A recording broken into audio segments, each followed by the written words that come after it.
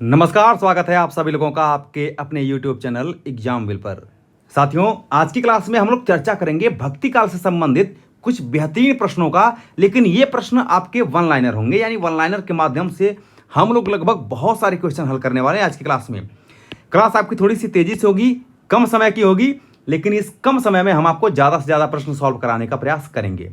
देखिए, one liner एक ऐसा टॉपिक मैं आपको शुरू किया हूं कि जिससे कि आप कम समय में ज़्यादा प्रश्न भी हल कर लें, साथ ही साथ आपका रिवीजन भी होता रहेगा। तो भक्ति काल से संबंधित आज हम लोग जो टॉपिक की चर्चा करेंगे वो भक्ति काल में हम लोग वाद की चर्चा करेंगे, दर्शन की चर्चा हम लोग करेंगे। प्रमुख रूप से दर्शन यानी जो आपके दर्शन 6 हैं उसकी चर्चा हम लोग विशेष रूप से करने वाले हैं। मेरे साथ सभी लोग तैयार हो जाइए, क्योंकि एक बेहतरीन क्लास का अब आगाज होने जा रही है। साथियों, जो लोग पहली बार चैनल से जुड़े हुए हैं वो चैनल को सब्सक्राइब जरूर कर लेंगे। आपका पूरा सपोर्ट होना चाहिए, जितना भी सपोर्ट हो सकते हैं उतना ही सपोर्ट करिए, क्योंकि अगर 1000 सब्सक्राइबर हो जाते हैं तो प्रयास करूंगा लाइव क्लास लेने का, जैसा भी सुविधा होगा वैसा करूंगा। इसके लिए आपका सपोर्ट होना बहुत जरूरी है। साथ ही साथ वीडियो को शेयर भी करते रहिए। चलिए अब शुरू करते हैं हम लोग एक बेहतरीन क्लास को, और स्टार्ट करते हैं कुछ बेहतरीन प्रश्नों के साथ। पहला क्वेश्चन, जहां पर मुझे लगेगा कि यहां पर डिटेल बताना जरूरी है वहां पर मैं आपको डिटेल बताने का प्रयास पूरी तरह से करूंगा। पेशेंस रखना है आपको। कह रहा है कि द्वैतवाद के प्रणेता कौन है। तो भैया, द्वैतवाद के प्रणेता कौन है, आपको सही आंसर यहां पर दिया हुआ है। द्वैतवाद के प्रणेता मध्वाचार्य को माना जाता है। किसको मानते हैं? मध्वाचार्य को। इसके बाद दूसरा है आपका, देख सकते हैं कि शुद्धाद्वैतवाद दर्शन के प्रवर्तक कौन है? वल्लभाचार्य जी हैं। कौन है? वल्लभाचार्य जी हैं। अब हम आपको प्रमुख दर्शन के विषय में थोड़ी सी एक झलक चर्चा करना चाहते हैं। देखिए, हम सबसे पहले स्टार्ट करते हैं अद्वैतवाद।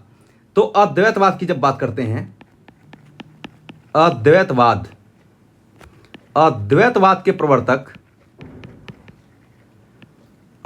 के प्रवर्तक आदिगुरु शंकराचार्य को मानते हैं। शंकराचार्य जी को मानते हैं। इनका जन्म केरला में हुआ था। ठीक है। इसके बाद विशिष्टाद्वैतवाद की बात करते हैं। विशिष्टाद्वैतवाद,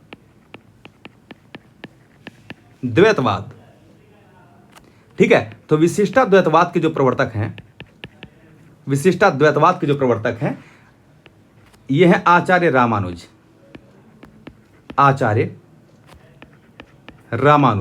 या हम लोग इनको कह सकते हैं कि आचार्य, या हम लोग कह सकते हैं कि रामानुजाचार्य भी कह सकते हैं इसको। ठीक है। द्वैतवाद के प्रवर्तक कौन है? द्वैतवाद के प्रवर्तक कौन है? आप कहेंगे मध्वाचार्य। तो मध्वाचार्य जी जो है यह द्वैतवाद के प्रवर्तक माने जाते हैं। द्वैतवाद के प्रवर्तक कौन है? द्वैतवाद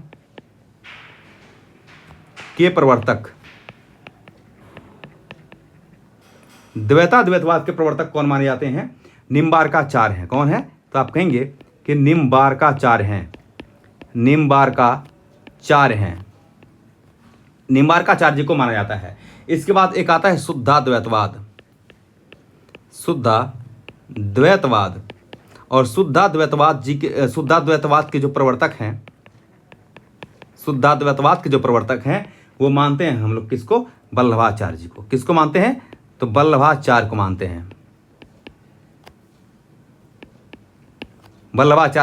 हैं। हम लोग। ठीक है। तो सभी लोगों के प्रवर्तक के विषय में हम लोगों ने जान लिया है। आगे बढ़ते हैं हम लोग नेक्स्ट क्वेश्चन के विषय में, जानते हैं कि अगला क्वेश्चन क्या कहता है। ये क्वेश्चन भी हम लोगों ने जान लिया कि शुद्धाद्वैतवाद दर्शन के प्रवर्तक कौन माने जाते हैं, तो वल्लभाचार्य जी को माना जाता है।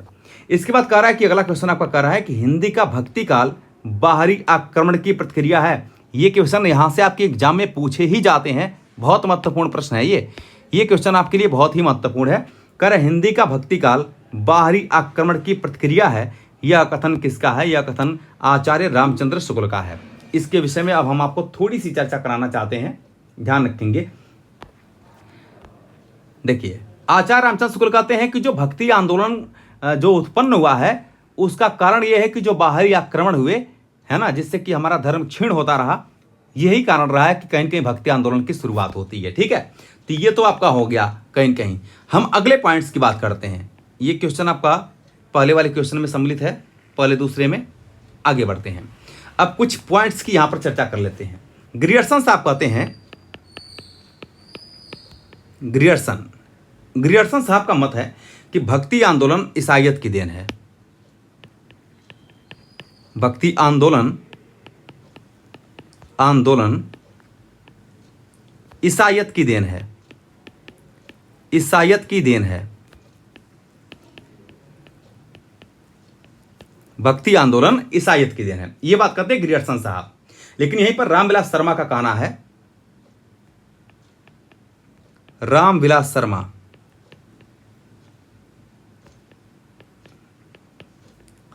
शर्मा का कहना है कि भक्ति आंदोलन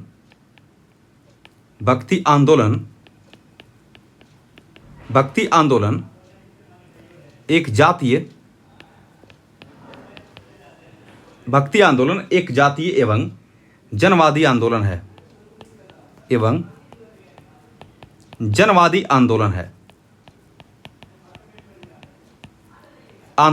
ठीक है, ये दो स्टेटमेंट कम से कम याद रखेंगे, ये बहुत इंपॉर्टेंट है। एक आप याद रखेंगे किसको, ग्रियर्सन साहब को याद रखेंगे, और दूसरा रामविलास शर्मा जी को याद रखेंगे। इसके बाद आगे बढ़ते हैं साथियों, देख सकते हैं अगला क्वेश्चन आपका क्या कर रहा है इसके अंतर्गत।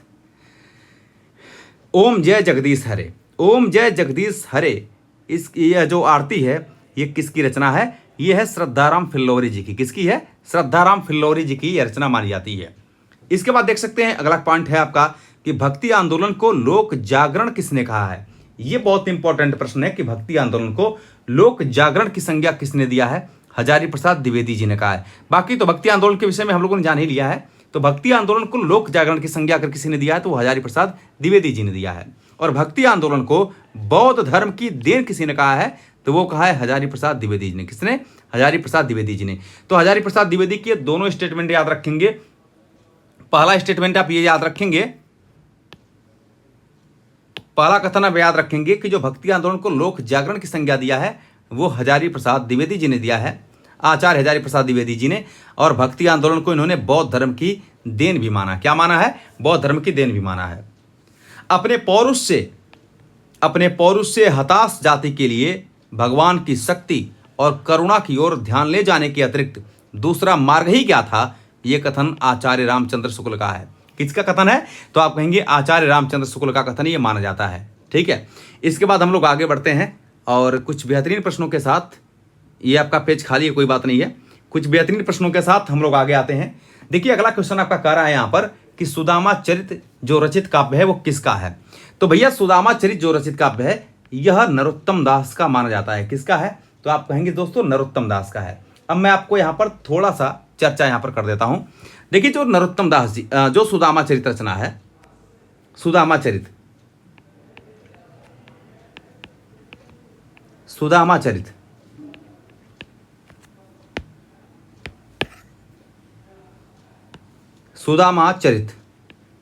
नरोत्तम दास की रचना तो है ही, लेकिन अन्य दो लोगों की रचना और है जो बार बार पूछा जाता है। पहली बात, ये जो रचना है यह नरोत्तम दास का है। दूसरा एक इंपॉर्टेंट है आपका नंददास की भी रचना ये मानी जाती है। और नंददास जो है यह अष्टछाप के कवियों में, इनके विषय में लिख लेंगे, अष्टछाप के कवियों में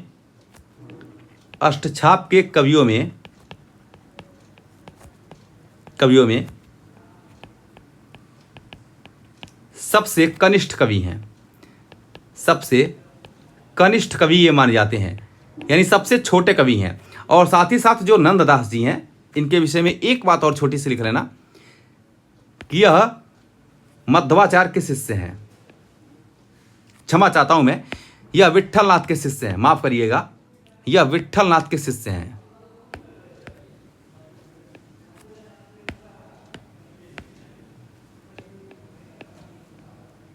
विट्ठलनाथ के शिष्य हैं। ठीक है, और विट्ठलनाथ जो हैं ये वल्लभाचार्य के पुत्र माने जाते हैं। इसके बाद सुदामा चरित्र एक और लोगों की रचना है जिनका नाम है आलम। और आलम यह रीतिकाल के रीतिमुक्त कवि हैं।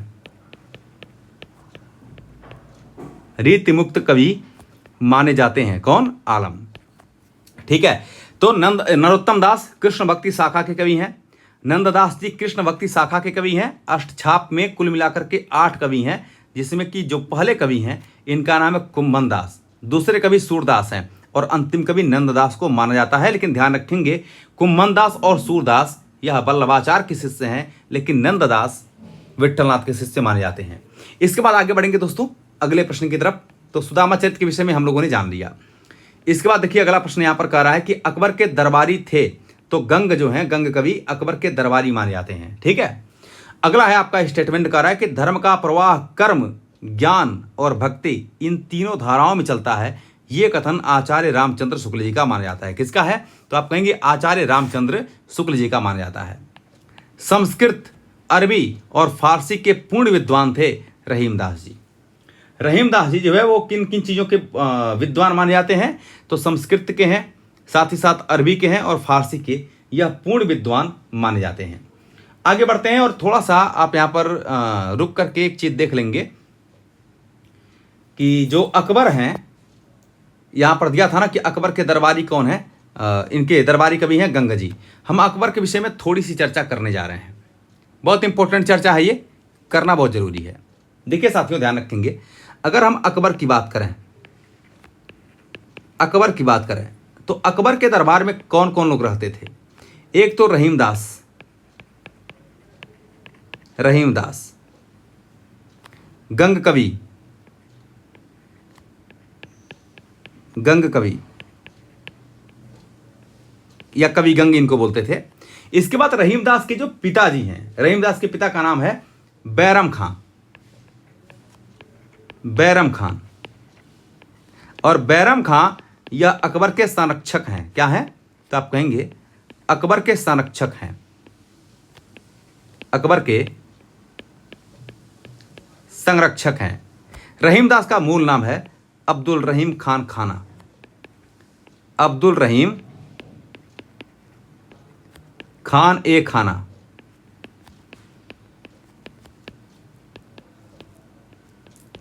ठीक है, आगे बढ़ेंगे। इतनी बातों को हमें बताना था। एक बात और जान लीजिएगा कि अकबर के समकालीन जो जो लोग रहे हैं, इनमें पूछ सकता है आपको, इसके समकालीन,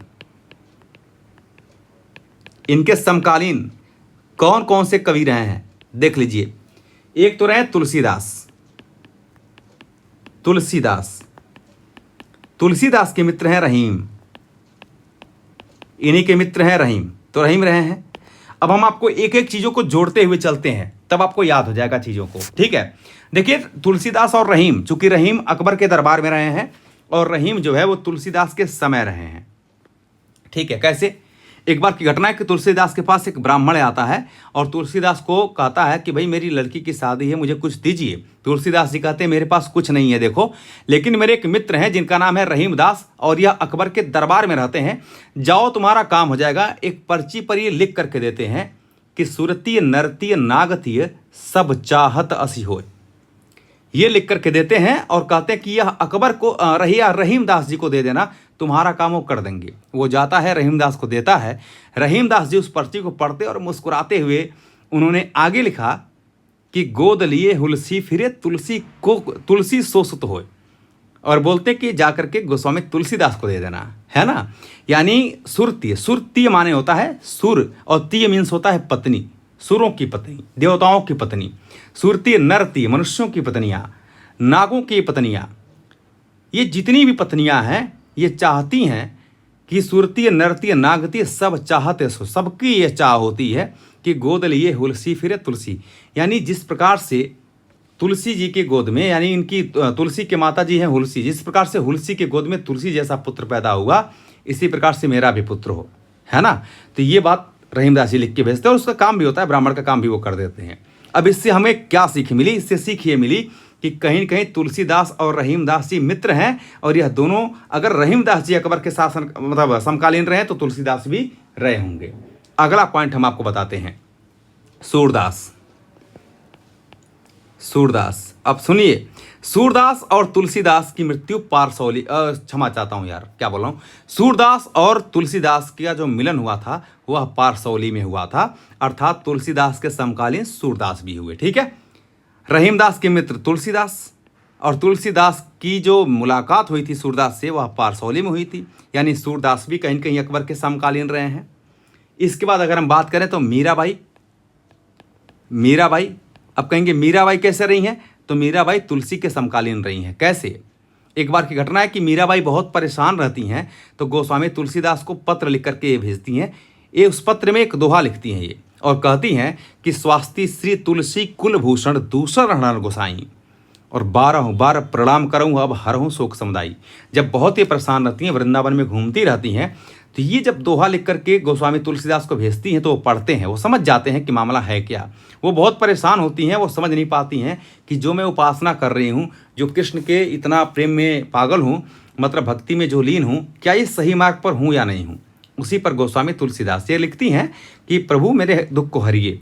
तुलसीदास उसी पर लिख करके भेजते हैं कि जाके प्रिय न राम वैदेही, तजिए ताहि कोटि वैरी सम, यद्यपि परम स्नेही।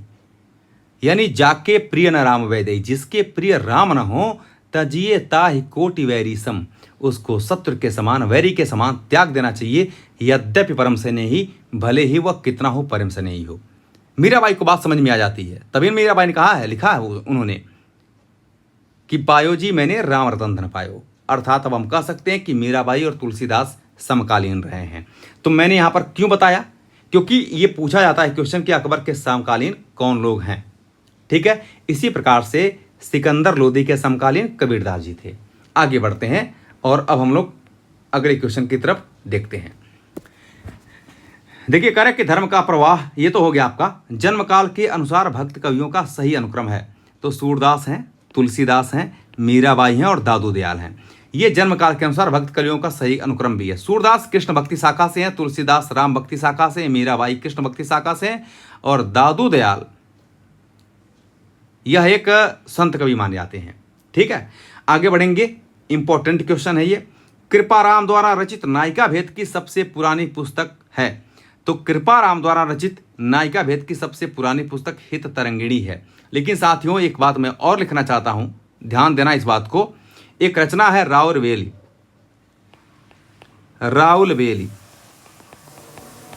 यह रचना रोड़ा कवि की है, रोड़ा कवि की है, और यह एक शिलांकित कृति है। कैसी कृति है, तो आप कहेंगे शिलांकित कृति है, यानी यह शिला यानी पत्थर पर लिखी गई कृति है। और पहली बार इसमें नायिका के नख सिख का वर्णन है। नख सिख का वर्णन सर्वप्रथम यहीं से। ठीक है, तो नक्सिक का वर्णन सबसे पहले राउरवेल से ही किया गया है। यह एक शिलांकित कृति मानी जाती है, और जहां नक्सिक की बात है, इसका मतलब है कि कहीं न कहीं यह नायिका भेद संबंधी सबसे पुरानी पुस्तक है। लेकिन कृपाराम द्वारा रचित नायिका भेद की सबसे पुरानी पुस्तक मानी जाती है हित तरंगिणी। आगे बढ़ेंगे, यहां पर इंपॉर्टेंट क्वेश्चन है आपका, रुद्र संप्रदाय की स्थापना किसने किया है। तो रुद्र संप्रदाय की स्थापना विष्णु स्वामी जी ने किया है। आगे बढ़ते हैं साथियों, जहां पर इंपॉर्टेंट क्वेश्चन हमें लगता है वहां पर हम रुक करके आपको डिटेल बताने का प्रयास करते हैं। इंपॉर्टेंट है, इसके माध्यम से हम डिटेल भी पढ़ पा रहे हैं, और साथ ही साथ हमको ऑनलाइनर में ज़्यादा से ज़्यादा क्वेश्चन सॉल्व कराने का प्रयास भी करते हैं। इसके बाद आप देख सकते हैं कि यहाँ पर क्वेश्चन दिया है कि रामानुजाचार्य ने दर्शन का प्रतिपादन किया है। तो अभी हम लोगों ने देखा है कि रामानुजाचार्य ने विशिष्टाद्वैतवाद दर्शन का प्रवर्तन किया था। इंपॉर्टेंट क्वेश्चन है ये। निम्बार्काचार्य द्वैतवाद से संबंधित है। द्वैताद्वैतवाद से संबंधित कौन है? निम्बार्काचार्य। द्वैताद्वैत का अर्थ होता है द्वैत और अद्वैत, द्वैत और अद्वैत। अद्वैत कहता है कि जीव और ब्रह्म भिन्न नहीं है, लेकिन द्वैत कहता है जीव और ब्रह्म भिन्न है। वहीं पर द्वैताद्वैत कहता है, ये द्वैत और अद्वैत दोनों की बात करता है। ये कहता है जीव और ब्रह्म एक दूसरे से भिन्न भी हैं और अभिन्न भी हैं। आकाश धर्मागुरु किसे कहा जाता है? आकाश धर्मागुरु रामानंद को कहा गया है। किसको? आप कहेंगे रामानंद को। रामानंद को कहा गया है। और भक्ति द्राविड़ी उपजी, इनके संबंध में एक दोहा है कि भक्ति द्राविड़ी उपजी लाए रामानंद, और प्रकट किया कबीर ने 7 दीप नौखंड। यह रामानंद के विषय में यह दोहा प्रचलित है। मान सहित विष खाए के शंभु भये जगदीश, और बिना मान अमृत पिए राहु कटायो शीश। सृजन में कविता, सृजन में संकलित ये पंक्तियां किसकी हैं? तो रहीम दास की ये पंक्ति मानी जाती है। किसकी कविता पंक्तियां हैं? तो ये रहीम दास की पंक्ति साथियों मानी जाती है। ठीक है। अच्छा, एक बात और,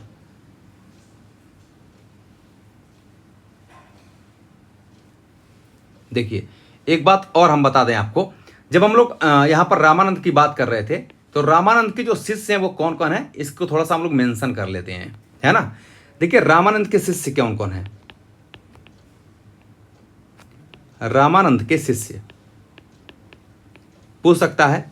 तो पहली बात, रामानंद सगुण भक्ति से संबंधित हैं, सगुण भक्ति से यह संबंधित माने जाते हैं। लेकिन इनके बहुत सारे शिष्य ऐसे हैं जो निर्गुण भक्ति से संबंधित हैं। इनके शिष्यों में आते हैं सबसे पहले कबीर, और पहले संत कवि भी माने जाते हैं। इनको लिख लेंगे, यह प्रथम संत कवि हैं, प्रथम संत कवि इनको माना जाता है, कबीरदास को, है ना। कबीर हुए, इसके बाद रैदास, रैदास संत कवि हैं ये भी। इसके बाद आते हैं धन्ना, धन्ना। इसके बाद संत पीपा आते हैं, पीपा।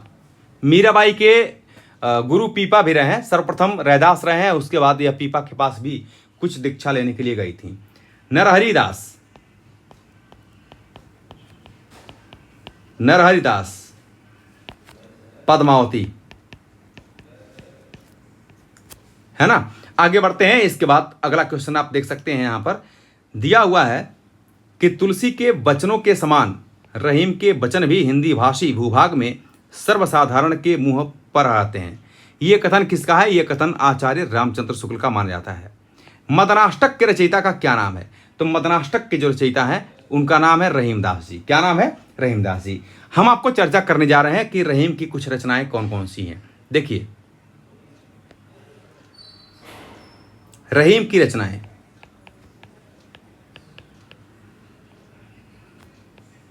रहीमदास की रचनाएं, रचनाएं पहली है रहीम सतसई।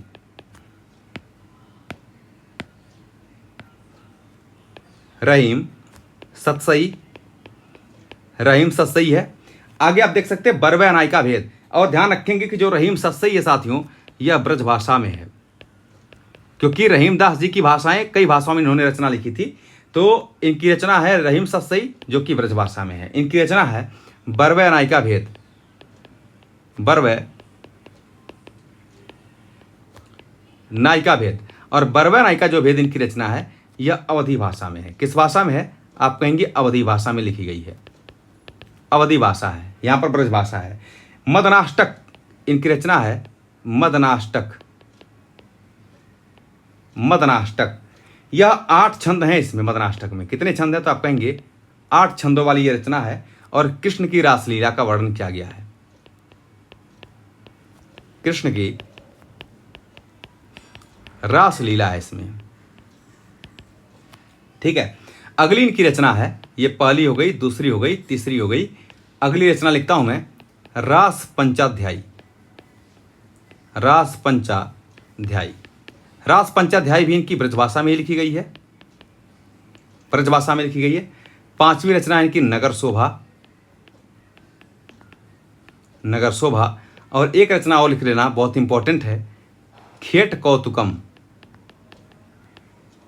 खेट कौतुकम इनकी रचना मानी जाती है, ठीक है। आगे बढ़ते हैं। और इसके बाद एक क्वेश्चन और इसमें बच गया था, कवित कहो दोहा कहो तुलो न छप्पे छंद और विरच्चो यह वीराज के यह बसे रस स्कंद। तो यह जो आपकी काव्य पंक्तियां हैं, ये माव्य नहीं है, काव्य पंक्तियां हैं, ये रहीमदास की मानी जाती है। किसकी है? रहीमदास की। यह इंपॉर्टेंट काव्य पंक्ति है। आगे बढ़ेंगे दोस्तों अगले प्रश्न की तरफ, और कुछ और भी महत्वपूर्ण प्रश्नों को हम जानते हैं। रहीम कृति मदनाष्टक की भाषा क्या है? खड़ी बोली है। कौन सी है? खड़ी बोली। आगे बढ़ते हैं। यहाँ पर देख सकते हैं खेट कौतुकम, यह रहीमदास की रचना है। सभी रचनाओं को मैंने लिखाया भी है।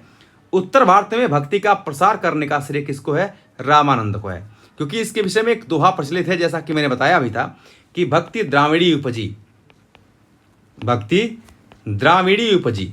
द्राविड़ी का मतलब होता है कि जैसे द्रविड़ शैली, द्रविड़ शैली में पहले मंदिर बना करते थे दक्षिण भारत में, और द्रविड़ शैली के मंदिरों के कारण इसको जो दक्षिण भारतीय क्षेत्र है उसको द्राविड़ी कहा जाता है। भक्ति द्राविड़ी उपजी लाए रामानंद, लाए रामानंद। देखिए राम शब्द को सबसे पहले रामानुजाचार्य जी लाए हैं, लेकिन राम शब्द को प्रचारित करने का जो श्रेय है वो रामानंद को ही है। इसीलिए इनको आकाश धर्मा गुरु भी कहा जाता है, आकाश धर्मा गुरु। रामानंद जी को आकाश धर्मा गुरु के नाम से जानते हैं। तो भक्ति द्राविड़ी उपजी लाए रामानंद और प्रकट किया कबीर ने सात दीप नौखंड। उत्तर भारत में भक्ति का प्रसार करने का जो श्रेय है वो रामानंद को जाता है। भक्ति आंदोलन को ईसाइयत की देन कहने वाले इतिहासकार कौन है? तो जॉर्ज ग्रियर्सन साहब हैं। हमने इसको चर्चा भी किया था आपको। और भक्ति काल बाहरी आक्रमणों का परिणाम है, ये बात कौन कहते हैं? आचार्य रामचंद्र शुक्ल जी कहते हैं। हिंदी साहित्य का स्वर्ण युग कहा जाता है। भक्ति काल को हिंदी साहित्य का स्वर्ण युग कहा जाता है। किसको?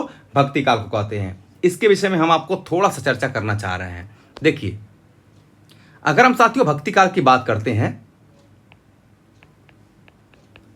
अगर हम लोग भक्ति काल की बात करते हैं तो भक्ति काल को किसने क्या क्या कहा है? भक्ति काल को देख लेंगे। भक्ति काल को हिंदी साहित्य का स्वर्ण युग, हिंदी साहित्य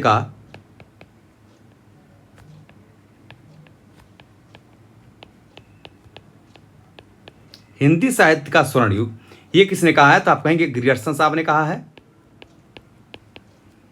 ग्रियर्सन साहब ने कहा है। और साथ ही साथ श्याम सुंदर दास जी ने कहा है। श्याम सुंदर दास ने कहा है। देखिए, भक्ति काल को लोक जागरण किसने कहा है? इंपॉर्टेंट है आपका। भक्ति काल को लोक जागरण किसने कहा है? तो आप कहेंगे कि हजारी प्रसाद द्विवेदी जी ने। हजारी प्रसाद द्विवेदी जी ने कहा है। लेकिन अगर यहीं पर मैं लिख दूं कि लोक जागरण काल किसने कहा है? लोक जागरण काल, मैंने इसमें काल लगा दिया। भक्ति काल को लोक जागरण की संज्ञा हजारी प्रसाद द्विवेदी ने दिया है, लेकिन भक्ति काल को लोक जागरण काल किसने कहा है? तो आप कहेंगे रामविलास शर्मा ने। रामविलास शर्मा जी ने कहा है। ठीक है, तो आप ये दो इंपॉर्टेंट पॉइंट्स नोट करेंगे। लोक जागरण की संज्ञा हजारी प्रसाद द्विवेदी ने दिया है, लेकिन लोक जागरण काल की संज्ञा अगर किसी ने कहा है तो रामविलास शर्मा जी ने। आगे बढ़ते हैं। इंपॉर्टेंट क्वेश्चन है, ये बहुत महत्वपूर्ण क्वेश्चन है, इसको ध्यान रखना है। तो हिंदी साहित्य का स्वर्ण युग कहा जाता है, यह भक्ति काल को कहते हैं। और हिंदी साहित्य का स्वर्ण युग भक्ति काल को किसने कहा है? इसको लिख लेना, हजारी प्रसाद द्विवेदी जी ने कहा है। किसने? स्वर्ण युग किसने कहा है? तो हजारी प्रसाद द्विवेदी जी ने। हजारी प्रसाद द्विवेदी जी ने कहा है। आगे देख सकते हैं, इंपॉर्टेंट क्वेश्चन है आपका कि भक्ति आंदोलन को लोक जागरण कहा है। मैंने आपको बताया है कि लोक जागरण की संज्ञा हजारी प्रसाद द्विवेदी जी ने दिया है, लेकिन लोक जागरण काल की संज्ञा रामविलास शर्मा ने दिया है। तो आप यहां पर देख सकते हैं इस क्वेश्चन को, लोक जागरण की संज्ञा किसने दिया है? हजारी प्रसाद द्विवेदी जी ने। लेकिन भक्ति काल को बौद्ध धर्म की देन किसने कहा है? हजारी प्रसाद द्विवेदी जी ने कहा। किसने? हजारी प्रसाद द्विवेदी जी ने कहा है। तो ये कुछ इंपॉर्टेंट क्वेश्चन हम लोगों ने आज की क्लास में किए हैं। भक्ति काल में हम लोग खास तौर पर भी भक्ति काल को पढ़ा नहीं, हम लोगों ने केवल दर्शन पढ़ा है। और साथ ही साथ हम लोगों ने ये जाना कि भक्ति काल को किसने क्या क्या कहा है। ठीक है ना। अभी भक्ति काल में हम लोग संत कवि को पढ़ेंगे, यानी संत कवियों में हम लोग चाहे वो बात करें हम लोग निर्गुण भक्ति शाखा के अंतर्गत ज्ञानाश्रय शाखा और प्रेमाश्रय शाखा की, उसके बाद हम लोग सगुण भक्ति शाखा के अंतर्गत राम भक्ति शाखा और कृष्ण भक्ति शाखा का अध्ययन करेंगे। साथियों, आप एक बात ध्यान रखेंगे, फिर आपसे कह रहे हैं कि जितना हो सकता है उतना आप लोग सपोर्ट करेंगे।